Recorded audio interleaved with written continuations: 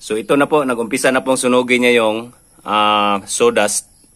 Kaya wala ka na makita pong usok. Kanina mausok. Pero ngayon ang ganda na tingnan ng apoy. Tsaka malinis na po siya, wala na pong usok. Wow, hanep pare. So ganito po yung imbensyon po natin. Ganyan po siya ka lakas para pong may blower. Nakita nyo po yung nag-imbento ng langis na nilagyan po ng blower. Parang ganun po may blower. Parang may blower po siya. Ayos Ganda ng imbento na to. So okay guys, isubukan po natin ilagay yung pata natin. Pwede na po to. Yun. Walang talsik guys, di ba? Tumutunog lang po. Yun. Walang talsik. Ayos pare. So, lagyan pa natin ng isa. Yun. Ayos Effective po yung gawa natin Kita nyo naman, nilagyan lang po ng konting harina para hindi po siya tatalsik. So, kadalasan sa pata po, tatalsik talaga yan. Pero sa ginawa po natin, nilagyan po natin ng harina o all-purpose flour kung anong nandyan po kayo. Tingnan nyo naman. Diba pare? Panalo pare, ayos Sana all. Yo! Welcome back to my YouTube channel again po pong Pinero YT. Guys, matagal po tayo hindi po naka-vlog dahil po busy po tayo sa buhay. Ngayon, na-miss ko lang pong maggawa po ng video. Ang gawin po natin ngayon is magluto po tayong crispy pata gamit po ang Sansan burner, yung ginawa ko last video. So gusto ko pong gamitin yon ulit. Tapos magluto po tayo ng crispy pata. Alam ko po yung crispy pata, yun po ang paborito ng lahat. So ang gawin po natin guys, so ito po yung, pakita ko po muna yung burner po natin. So ito po pala yung lata natin sa fruit mix. So, ito po yung gawin nating burner. Gamit po ang, pakita ko po sa inyo yung sawdust. So ito po yung sansanin po natin. Kaya po tinawag po to na Sansan burner. Kasi sansanin po natin to dito sa butas para makompress po siya. Gamit po ang ating mahiwagang martilyo. At saka ito kailangan po natin ng bote.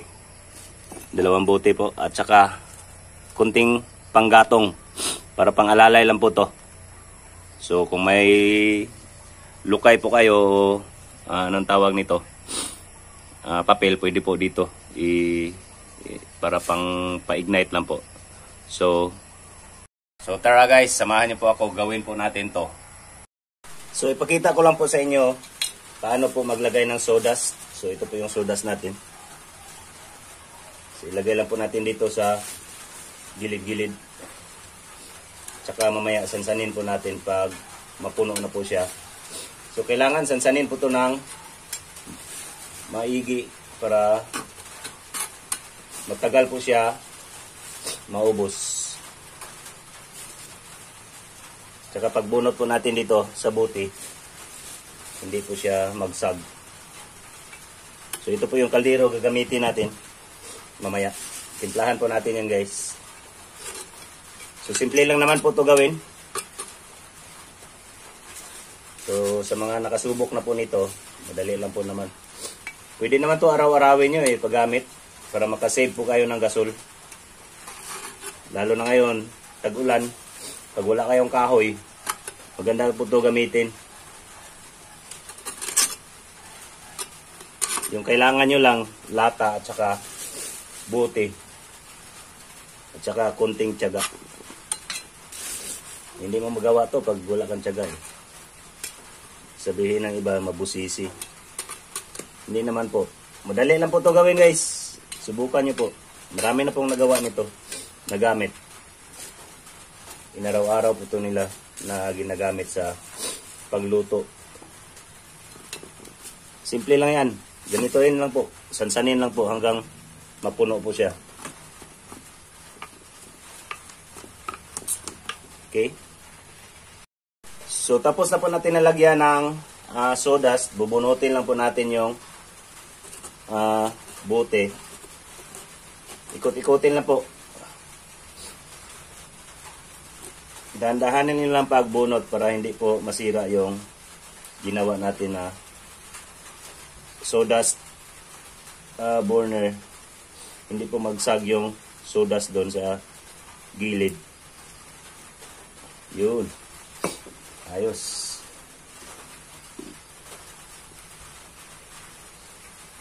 Tapos dito din, kunin din ito sa yun. Pakita ko po sa inyo.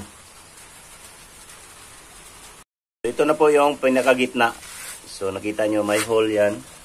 Tingnan nyo yung kamay ko. Makita nyo. Yan po ang lagyan natin ng panggatong mamaya. Ito. Yung mga maliit. Pang-alalay po yan. So sinindihan na po natin yung burner natin. Alalayan nyo lang po ng papel. Tsaka yung dahon ng niyog. Maglagay po kayo ng kahoy. Ganito lang po kalaki.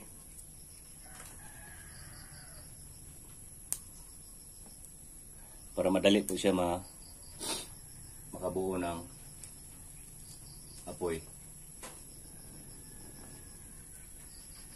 Tingnan mo mamaya guys. Ang lakas niyan. So, yun, umuusok na dito.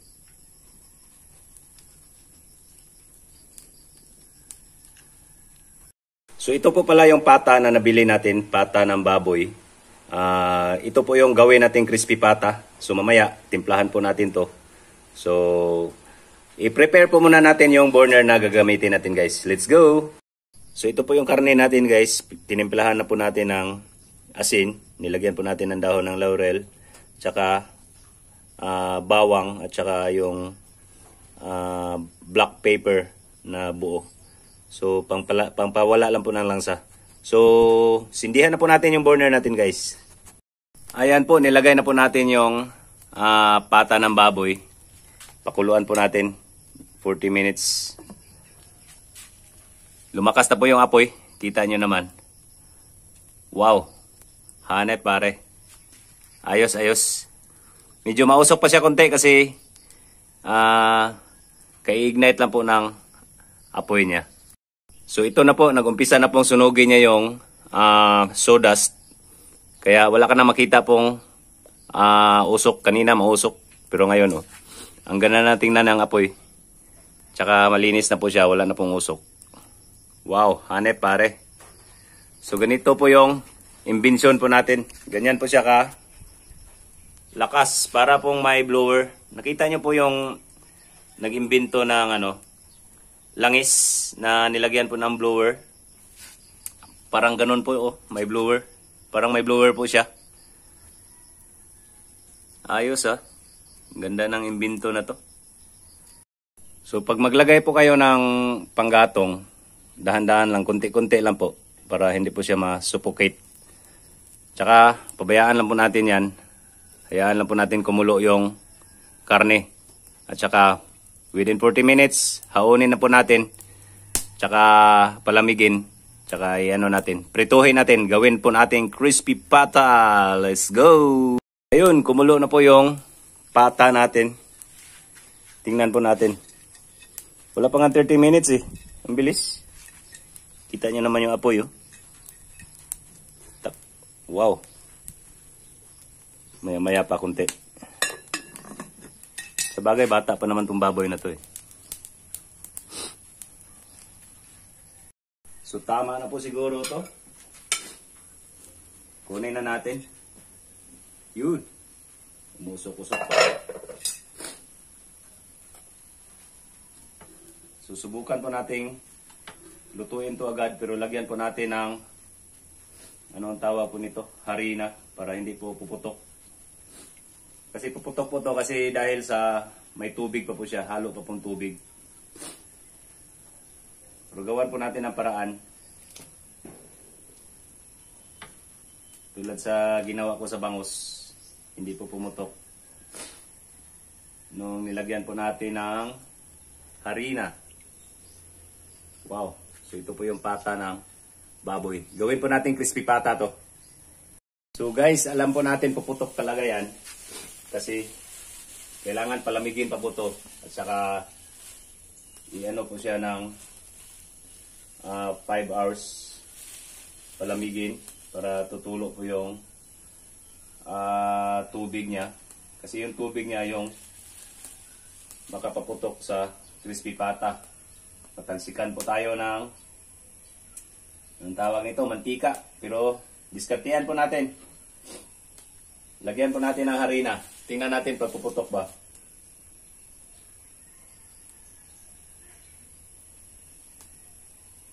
Pag hindi puputok guys, ito po yung gawin nyo sa crispy pata nyo. Lagyan nyo ng harina. Para hindi po tatalsik yung mantika. Yun. Burburan na po na harina guys. So nagpainit lang po tayo ng mantika. So kagandahan po sa burner na to, kaya po niya kahit 2 oras. Kaya matagal po maubos po yung anong tawag po nito, yung sawdust niya. So ito po yung karne natin. Kahaon lang po nitong karne na to. Nilagyan po natin ng harina o all-purpose flour kung mayroon po kayo, kung anong nandyan, para hindi po tatalsik pag lagay po natin dito sa mantika.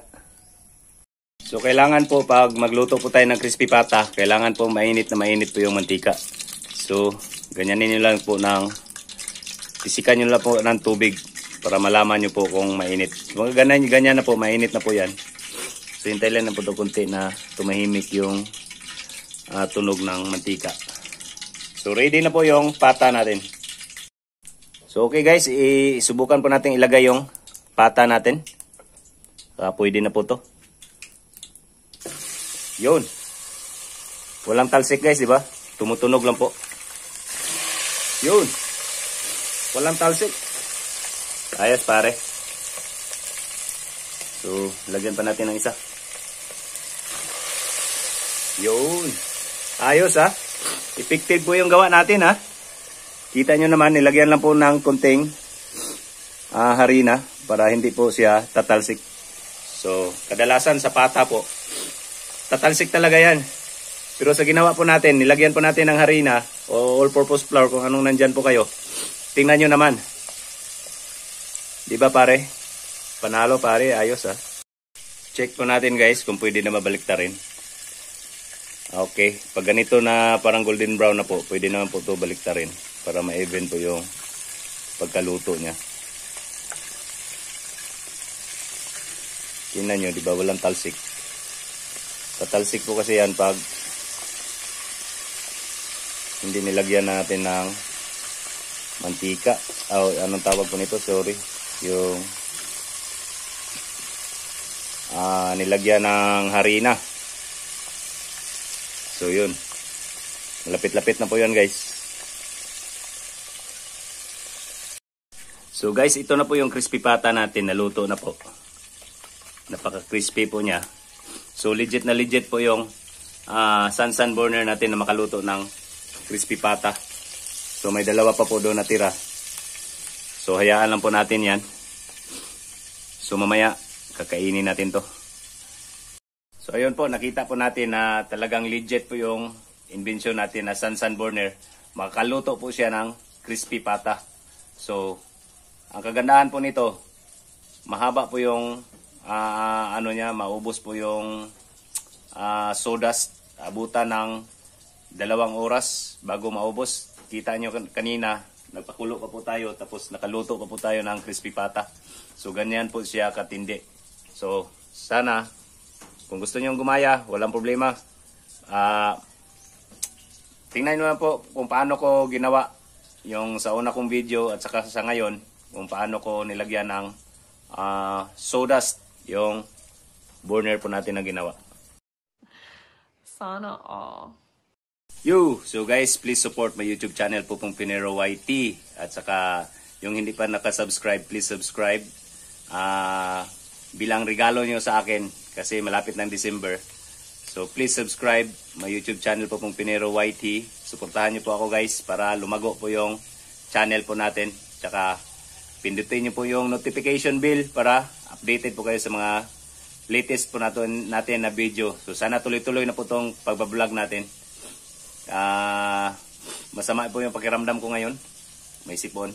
Pero di bale, at least nakagawa po tayo ng video. So ito po, nagluto pa po tayo. Yun, hintayin lang po natin maluto yan. May naluto na po tayo 3 piraso doon.